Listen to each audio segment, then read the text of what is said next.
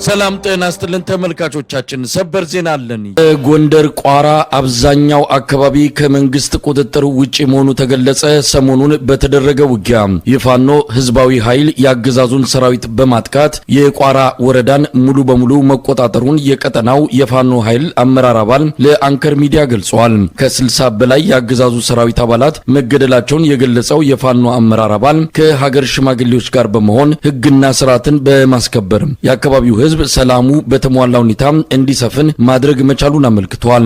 የአማራ ህዝብ ህልውና እስኪረጋገጥና ለሁላችንም የሚሆን ስርዓተ መንግስት እስኪቋቋም ድረስ ትግሉ ይቀጥላል ይላል የፋኖ። ይህ በእንዲህ እንዳለ የአብይ አህመድ አገዛዝ በተለያዩ ክልሎች ከሚደረገው ትግል በጣም በፈጠነ ሁኔታ ህዝባዊ አመጽ ስርዓቱን ሊያፈርሰው እንደሚችልና ይህም ጊዜ እየቀረበ እንደመጣ በብሔራዊ ደህንነት ምክር ቤቱ በኩል መገምገሙን ነው ለአንከር ሚዲያ በደረሰ መረጃ ላይ ተመለከተው። በተለይ አዲስ አበባ ላይ ህዝባዊ ተቃውሞ በድንገት ሊከሰትና ሰርገው በገቡ የተለያዩ ኃይሎች ይገዛ የመንግስትን አቅም የሚያዳክም ብሎም ሊያፈርስ የሚችል እንቅስቃሴ እንደሚኖር የሚጠበቅ እንደሆነ በግምገማው ላይ መነሳቱ ተገልጿል። ይህን ስጋት ለማስወገድ ከወዲሁ ስራዎች መሰራት እንዳለበት በመወሰን አዲስ አበባና ሸገር ከተማን ማዕከል ያደረገ ልዩ መቺ ሰራዊት እንዲደራጅ መደረጉን ነው ባገኘነው መረጃ ላይ ተገለጸው።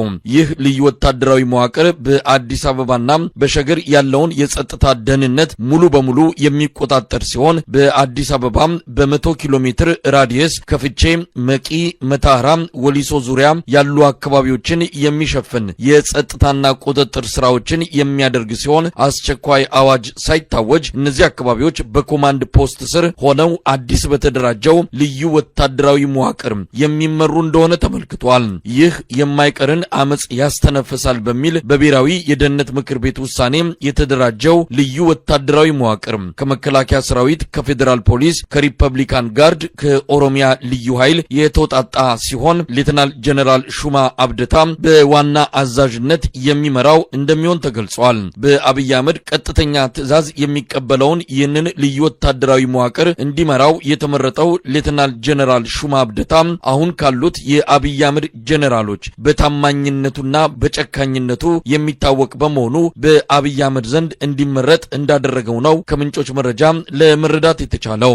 ማንኛውንም እንቅስቃሴ እንዲከታተልና ፈጣን እርምጃ እንዲወስድ ስልጣን የተሰጠው ልዩ ወታደራዊ መዋቅር በአሁኑ ሰዓት ከመከላከያ ሰራዊትም ሆነ ከሌሎች የፌዴራል የጸጥታና ደህንነት ተቋማት በላይ ስልጣን ተሰጥቶት የብልጽግናውን ስርዓት ከመጣበት አደጋ እንዲያድነው ትልቅ ተስፋ የተጣለበት እንደሆነም ተገልጿል። በአዲስ አበባ በ100 ኪሎ ሜትር ራዲየስ ውስጥ በሚገኙ ከተሞች የፖለቲካ አመራሮች ተጠሪነታቸው ለዚሁ በስውር ኮማንድ ፖስት አቋቁሞ የጸጥታና ደህንነት ቁጥጥር እንዲያደርግ ለተደራጀው የሌተናል ጀነራል ሹማ አብደታ ልዩ ወታደራዊ መዋቅር እንዲሆን የተደረገ ሲሆን የፖለቲካ ስብሰባዎችን ጨምሮ ማንኛውንም የህዝብ መሰባሰቦች ከዚህ መዋቅር ዕውቅና ውጪ እንዳይደረጉ መመሪያ መሰጠቱም ተመልክቷል። ከትጥቅ ትግል ከሚያደርጉ አማጽያን ቀድሞ ስርዓቱን ያፈርሷል በሚል በአብይ አህመድ በኩል የተፈጠረው ስጋት ይከሰታል ተብሎ የሚጠበቀው አጠቃላይ ቀውስ ወደ ህዝባዊ አመጽ ሊሸጋገር እንደሚችል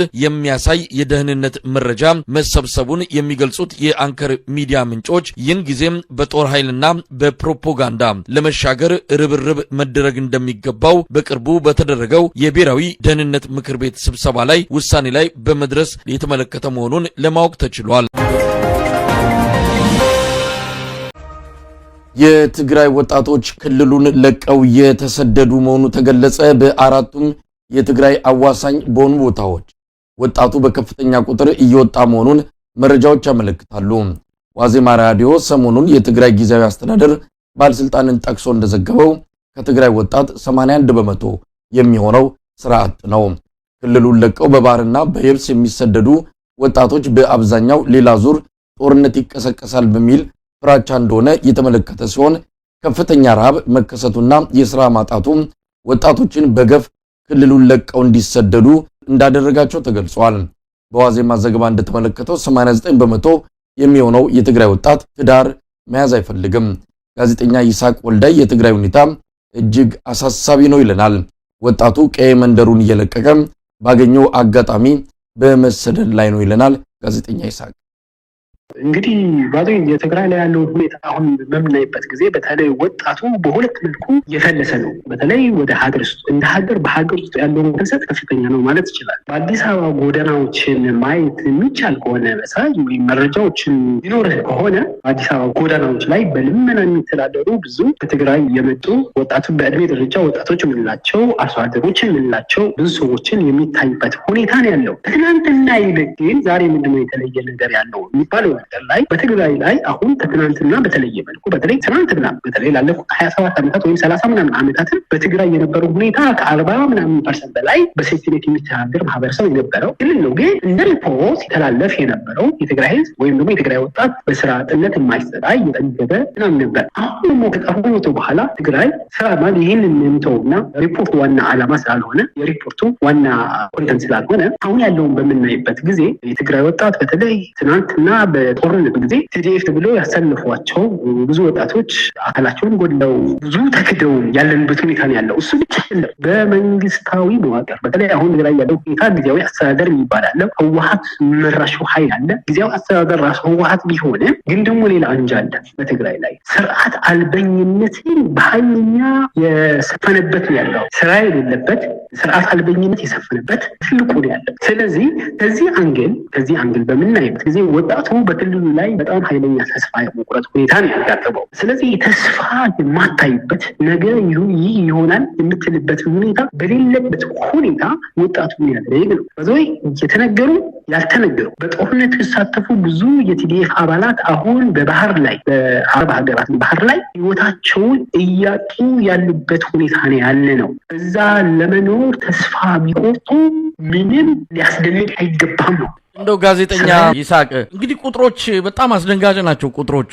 81% የስራ አጥ ነው፣ 89% ትዳር መመስረት አይፈልግም ነው። እንግዲህ የየም ስዳላ ነው መጀመሪያ ሲኖሩ ነው ትዳር የሚመሰርቱት። ከምንም በላይ ደግሞ ወጣቶቹ ከዚህ ከቴክኖሎጂ ጋር በተያያዘ የመጣው ቁጥር ራሱ አስደንጋጭ ነው። 97% የሚሆን የትግራይ ወጣት ኮምፒውተር አያገኝም፣ 78% የኢንተርኔት አገልግሎት አያገኝም፣ ከ50% በላይ ስልክ የለም። ይሄ ምን አይነት የመከራ ሸለቆ ውስጥ እንዳለ የሚያሳይ ነው። ይህንን ደግሞ የተናገሩት የክልሉ ከፍተኛ ባለስልጣን ናቸው ዋዜማ ሚዲያ የተናገሩት። ስለዚህ ትግራይ በእንደዚህ አይነት ሁኔታ እንግዲህ ለሌላ ጦርነት ደግሞ እነ ጀነራል ታደሰ ወረደ እየተዘጋጁ ናቸው።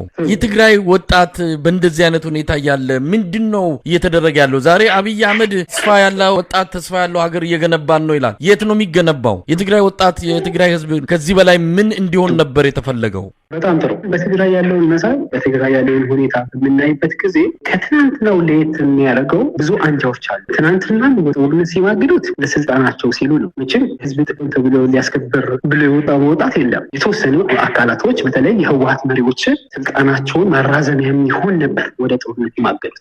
አሁን በተለይ በጊዜያዊ አስተዳደር ተፈላጊነት የለንን የሚሉ አካላቶች ናቸው ይህንን ጦርነት ሊያስነሱ የሚፈልጉ ማለት ነው። አሁን ልክ ነው። ጦርነት ሊያስነሱ የሚችሉ አካላቶች አሉ። እነዚህ ሰዎች ትናንትና የህዝብ ጥያቄ ጉዳያቸው ያልነበረ የህዝብ ሊያስፈልገው የሚችለው ምንድነው የሚለው ላይ ጉዳያቸው ያልሆኑ አካላቶች ናቸው። ስለዚህ የህዝብ ሞት በተለይ የህወሓት መሪዎች የህዝብ ሞትን ወደ ጥቅማቸው ወይም ደግሞ ወደ ራሳቸውን ጥቅም የሚቀየሩበት ሁኔታ እንጂ ወይም ሊሸጥቁበት የፖለቲካ አዳልተሪ የፖለቲካ ሽርሙጥና ሊያገኙበት የሚችለውን እንጂ የህዝብን ጥቅም ሊያስከብሩ የሚችሉበትን ሂደት አስበው አያውቁም፣ ሰርተው አያውቁም። ስለዚህ በህዝብ ሞት ይሸቅጣሉ፣ በህዝብ ሞት የፖለቲካ ትርፍ ያገኛሉ። ስለዚህ ሊገርም አይገባም። እነዚህ ሪፖርቶችን አሁን ቀደም ብለህ ተጠቃቀሱትን በተለይ ያሉ ሪፖርቶችን በሙሉ መሰረት አድርገን በምናይበት ጊዜ እነዚህ ሰዎች በእነዚህ ተነስተን እነሱን ጀጅ ማድረግ አንችልም ነው። ምክንያቱም ጉዳያቸው አይደለም። ኮንፍሊክት ላይ ስልጣናቸውን ማራዘም ይወዳሉ፣ ይችላሉ፣ ያስባሉ። የፌዴራል መንግስቱም ህወሓትን ህግ እናስከብረው ወይም ደግሞ አደብ ማስገዛት የሚችልበትን እድል እያለ ሰምቶ እንዳልሰማ አይቶ እንዳላየ የሚሄድበትን ሂደት እንደ መደራደሪያ እየተጠቀመበት እንደሆነ ቆሙን ነው። አሁን ያለውን ኃይል ከፌዴራል መንግስቱ አቅም በላይ ሆኖ አይደለም። እነዚህም በሙሉ ትንኮሳ የሚያደርጋቸው ትንኮሳቸው የጦርነት ነጋሪቶችን በሙሉ ዝም ብሎ የሚታዘባቸው አሁን ከኔ በላይ ከመንግስት አቅም በላይ አይደሉም። ነገር ግን ለሆነ ነገር ተቀመጣቸው መደራደሪያ በዚህ በህወሓት በኩል ብቻ አይደለም። በፌዴራል መንግስቱም ህወሓት እንደ መደራደሪያ እንደሆነ ነገር ኃይል ተደርጎ ነው የተቀመጠው ብዬ ነው ማስበው እኔ።